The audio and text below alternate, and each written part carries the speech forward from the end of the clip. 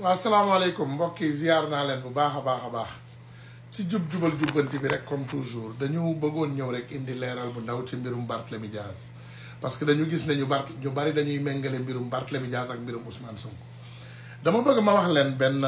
affaire bu gàtt Barthélémy Dias boo leen fàttale ko amoon na fi benn moment moom mooy doomu ndeyu Ousmane Sonko comme ni mu ko waxee mu ne doomu ndey crazy adduna bi yëpp dégg ko. moom Barthélémy Dias à un moment donné ñun ñëpp ñu sentir ne am na ci lu muy dox ba mbir mi mujjee feeñ ba mu génn fii dalante moo Ousmane Sonko mu am lu mu wax Ousmane Sonko génn am lu mu wax donc ñun ñëpp ñu xam diggante bi fi ni mu ñagasee mais dafa am loo xam ne moom la ñu bëgg a leeral Ousmane Sonko dañ ko teg daan ci mbirum Mame Mbaye Niang moom it ñu patame kaam ñu def appel ñu rejeté waat ñu dem mu dem cour d'appel ñu confirmé waat daan bi yokk ko biñ ko defee loolu ñu waroon ko yóbbu na cour suprême pour finaliser maanaam daan ko daan bu mujj bi nga xam ne moom mooy tax dootul éligible ci élection même problème bi daloon Barthélémy Dias mais Barthélémy Dias moom boo sax mi ngi tàmbali woon depuis 2011 ci affaire Ndiaga Diouf imaginez Ousmane Sonko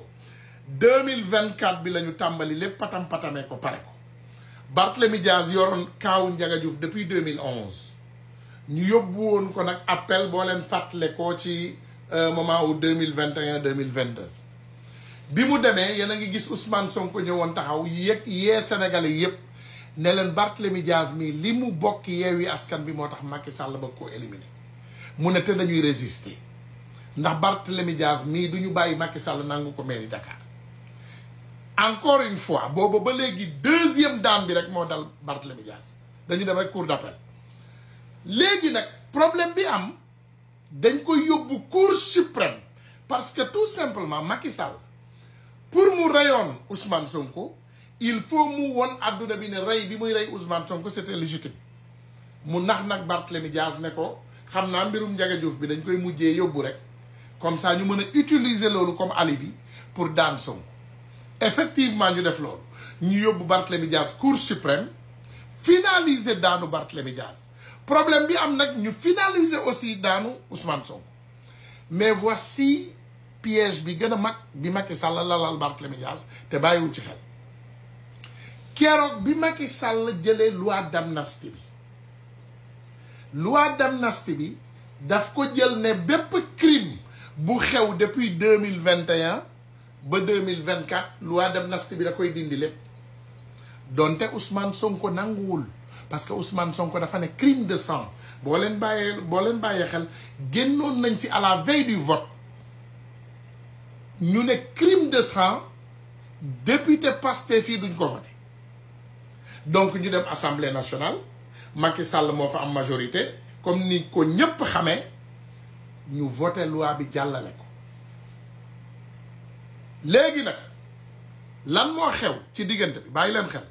loi d'amnistie bi Macky Sall moo ko forcé parce que moom moo am majorité assemblée nationale donc Ousmane Sonko set na maanaam amul dara lu koy tere dara Barthélémy Dias nag kanta moom amul amnistie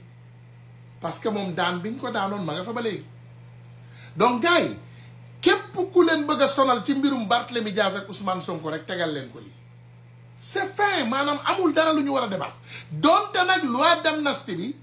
dina am lu bari loo xam ne dinañ ko renverser waat assemblée nationale ñun ñu bari dañuy bàyyi loolu xel parce que dégg ngeen rek ñu ne la loi d'amnistie bi dañ koy delloowaat ginnaaw seulement nag li ñuy delloo ginnaaw mooy les crimes de sang crimes yi nga xam ne da nga rey ay doomu jàmbur da nga luubal yenn alal yi da nga def yenn dégâts yu mag yi loolu kenn mënu koo dindi mais xeexante bi ci biir sànni fii xeer kale sànni kale xeer yooyu duñ ko delloo ginnaaw donc pour nit ñi bàyyi loolu nag xel waa asalaamaaleykum wa rahmatulah.